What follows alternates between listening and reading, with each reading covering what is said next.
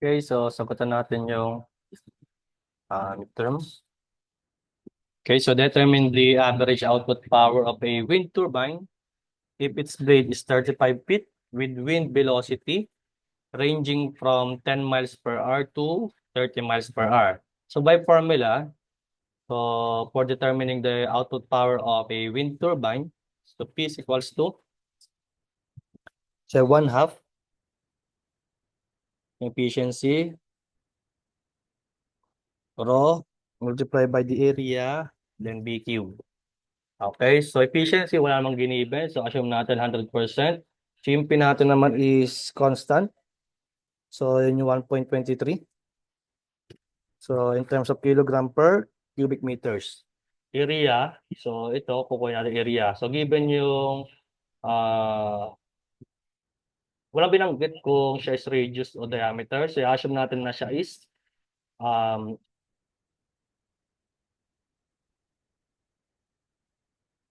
radius. Okay? So yung radius natin is 35 feet. Okay? Convert na lang natin sa meter. So 1 foot is 0.3048 meter.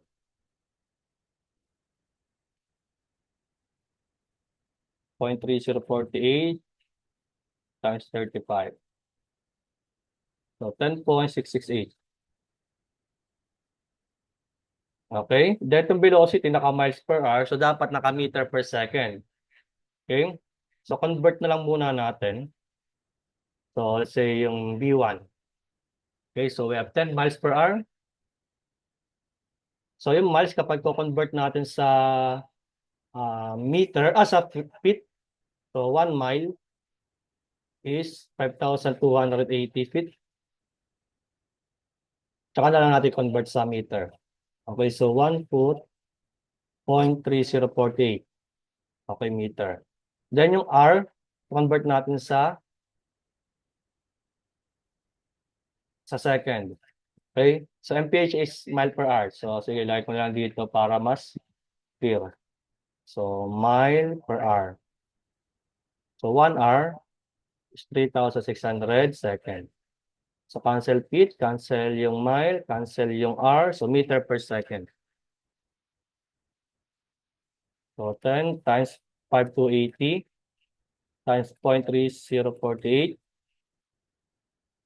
So divide natin by 36. So we have 4.4704.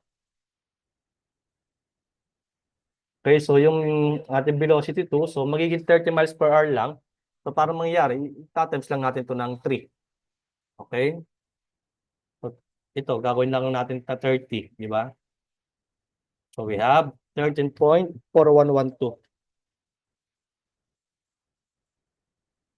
Okay, meter per second. So average, so kung natin yung average velocity. Okay, so given naman initial saka final, so dito lang tayo kukuha ng average. Okay? So yung BAB, so we have B1 plus B2 over 2. So 4.4704 plus, so 13.4112 divide 2. Okay, so plus 4.4704, so divide 2. So 8.9408. Okay, meter per second. Okay, so kompleto na. So pwede natin makompute yung output power. We have 1/2. So 1.23. So kilogram per cubic meter. Multiply by the area. So we have pi times yung ating radius. So 10.668 square. Ayan. So ito in terms of meter square. Then yung ating velocity. We have 8.9408. So meter per seconds cube. So dito cancel yung meter cube. So kilogram meter square. Okay? So Newton kasi is kilogram per Newton kasi is kilogram meter per second square. So dito kilogram meter may matitirang isa. second square. Okay, so magiging Newton meter per second. So joule per second is watts. Ayan. So you have 0.5 times 1.23. So multiply by pi times 10.668 square. So multiply by 8.9408 cube. Okay, so we have 157. So in terms of kilowatts na ang gawin natin. So in terms of kilowatts, so divide 1,000. So 157,000, 157.152. 1521. 157.1521 kilowatts. Kasi ito yung magiging sagot natin.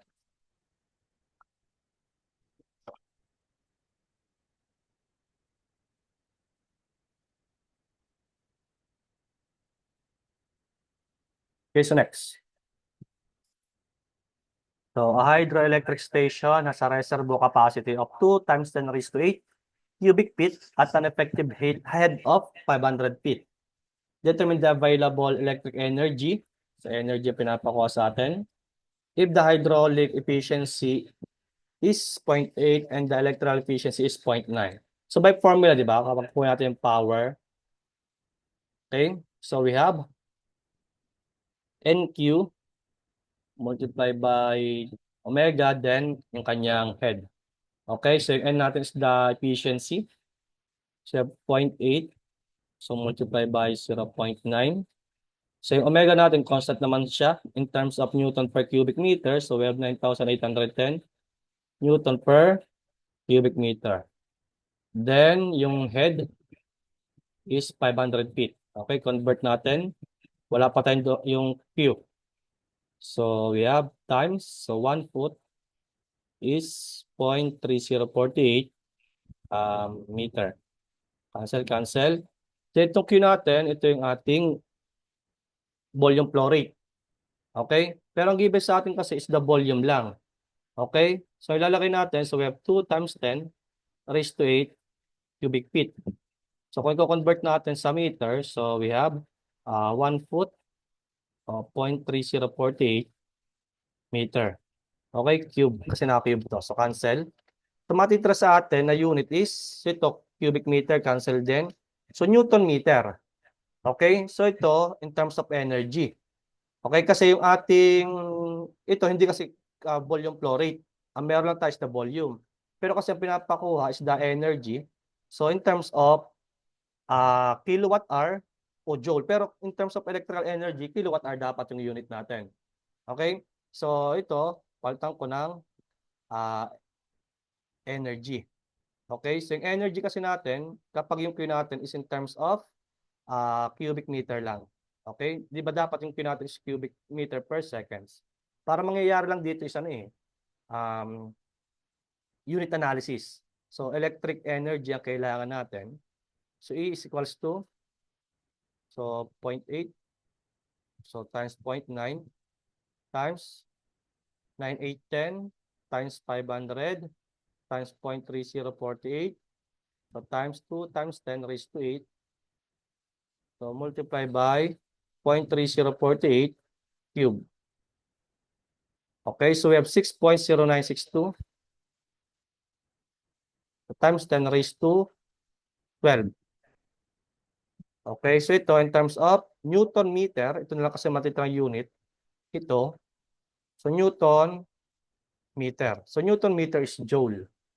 Okay, so kung i-convert natin siya in terms of kilowatt hour, okay, so ito joule, pero actually pwede na siya, wala namang binanggit sa problem. So ito, we have 6.0962,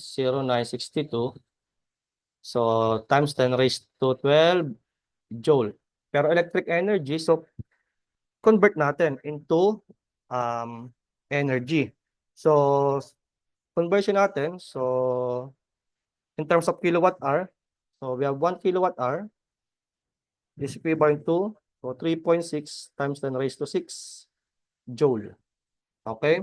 So ito naman is 3,600 times 1,000 lang yon. Okay? Kaya yun ang conversion. So yung magiging electrical energy natin, so divide lang natin ng, so 3.6 times 10 raised to 6. Ayan. So ito, kilowatt. Yan to. So mega na lang. So divide ko rin ng 1,000 para maging megawatt hour. So 1693.3973. Ito, megawatt hour. Ito yung magiging sagot natin. Pero kung sagot is ito, okay lang din naman. Okay, so next. So a coal-fired power plant are loaded as follows. So 12 to 6, 30 megawatts, 6 to 10, 70, 10 to 12, 90, 12 to 4, 60, 4 to 8, 100, then 8 to 10, 80, then 10 to 12, 60 megawatts. Determine the load factor. Okay? So by formula, di ba? So load factor natin is simply equals to, so yung unit, yung generated o units generated,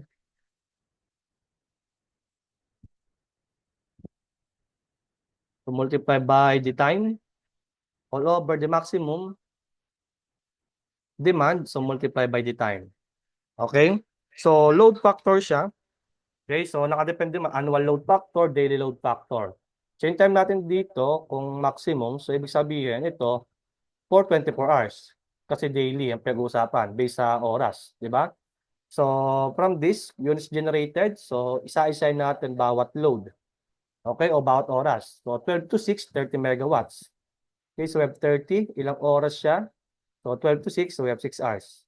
So plus, so 70 megawatts, ilang oras siya? So from 6 to 10, 4. Plus 90 megawatts from 10 to 12, so 2. Plus, so 60 megawatts from 12 to 4, so 4 hours. Plus, so 100 from 4 to 8, so 4. So plus 80 megawatts from 8 to 10, so 2 hours.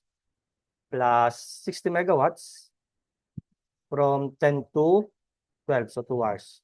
So divided by the maximum demand. So tingnan natin, maximum demand dito sa ating given load o given value is 100 megawatts. So multiply by, so kung siya is daily load factor, multiply lang natin siya by 24. Okay? Yeah, so ito yung magiging load factor natin.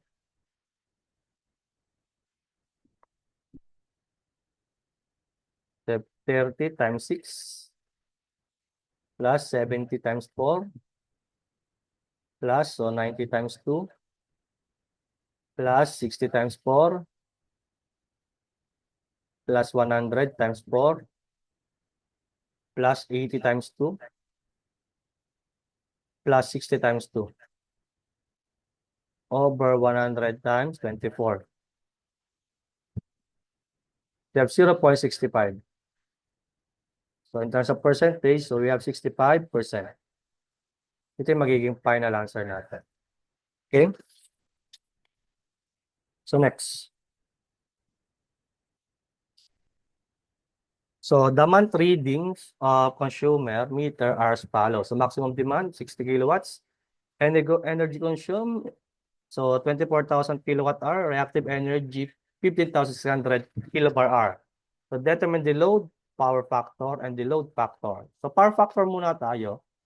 So mapapansin nyo para sa kilowatt hour. So i-assume natin sa monthly reading, so ko-convert na lang natin to into yung month in terms of hour. Okay, so kung ilalagay natin, di ba? So S natin is, so true power plus J, yung reactive power natin, o Q. Okay, so naka-kilowatt hour siya. So we have 24,000. So plus J, 15,600. Okay? Ito kasi kilowatt hour. So i-divide natin ng R. Parehas yan. Okay, so we have 24 times 30. Okay, so parehas lang naman yan kung tutuusin.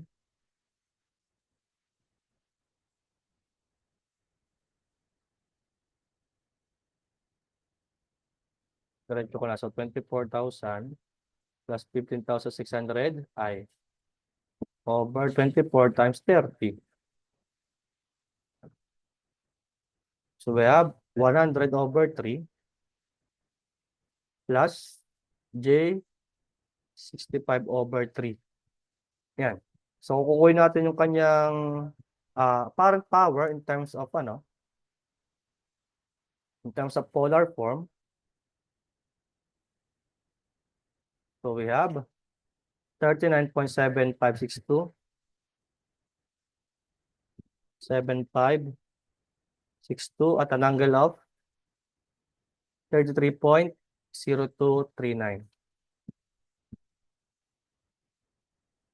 Ito in terms of BA. So, kailangan lang natin is yung angle. So, para makompute natin yung load power factor. So, you have arc cosine. Ba't arc cosine po? Cosine lang. At cosine ng angle. Cosine ng 33.0239.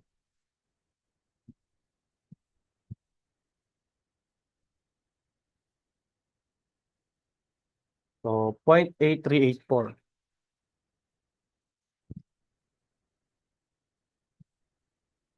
Okay, laging. Ito yung magiging power factor natin. Okay? Then for the load factor, so by formula, di ba? So load factor natin is yung energy units o units generated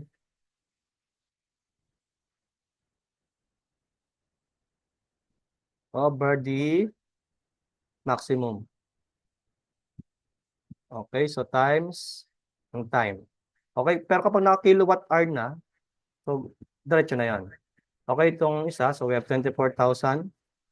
So in terms of kilowatt hour, divided by the maximum, 60 kilowatt, multiplied by 24 hours, so 30 days. So yung magiging load factor natin will be equal to 24,000 all over 60 times 24 times 30. So we have 0.5556 or 55.56%.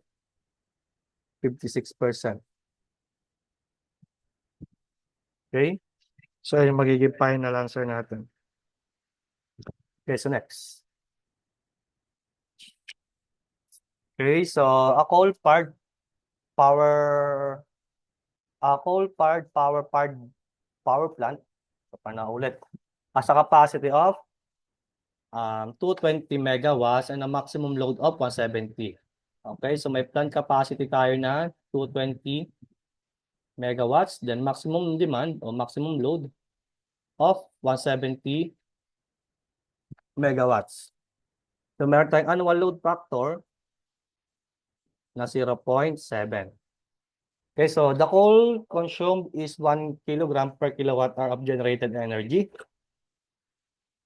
If the coal would cost 1,000 per ton, so the revenue per year if the energy is sold at 3 pesos per kilowatt hour. So ang kailangan natin makuha dito is yung mako-consume natin. Okay? Kasi doon natin makukuha yung revenue. So saan natin makukuha yon? So by formula, diba, sa load factor pa din. So load factor is equals to, so yung units generated natin o yung ginamit divided by the maximum.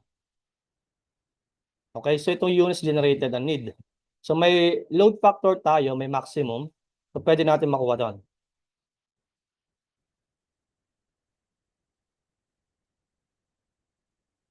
Okay, so annual load factor is 0.7.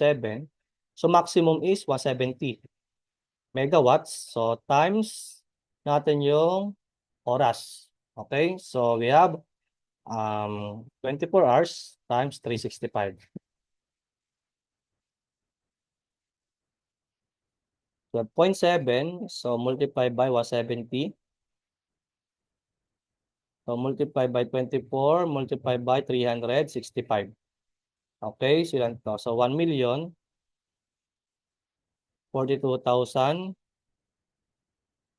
440.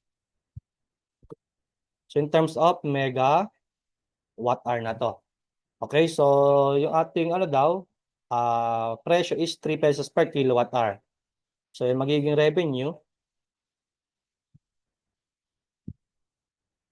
so we have, so 1,042,440. So megawatt hour. So convert lang natin. So 1 megawatt hour is 1,000 kilowatt hour. So cancel megawatt hour. Then yung presyo, so you have 3 pesos per kilowatt hour.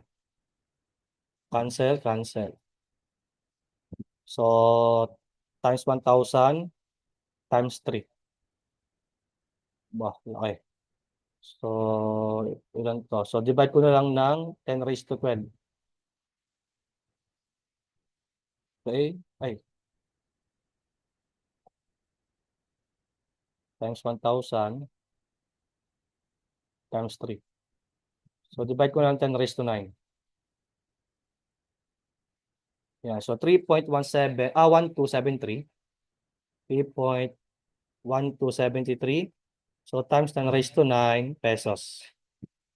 Okay, so ito yung magiging revenue natin. So we have 3.1273 times 10 raised to 9. Okay? So next. So the capacity factor. So ano yung formula natin for capacity factor? So capacity factor is equals to average load divided by plant capacity, di ba?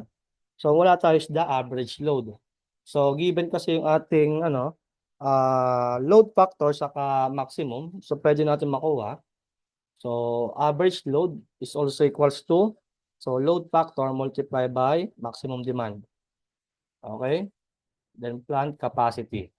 So kaya from this capacity factor is so load factor 0.7, maximum demand so 170, then plant capacity up to 20. So 0.7, so times 170 all over 220.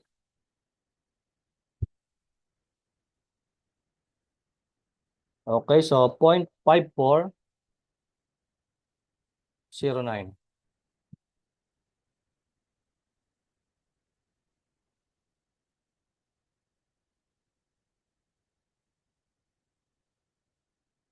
Okay, or 54.09%.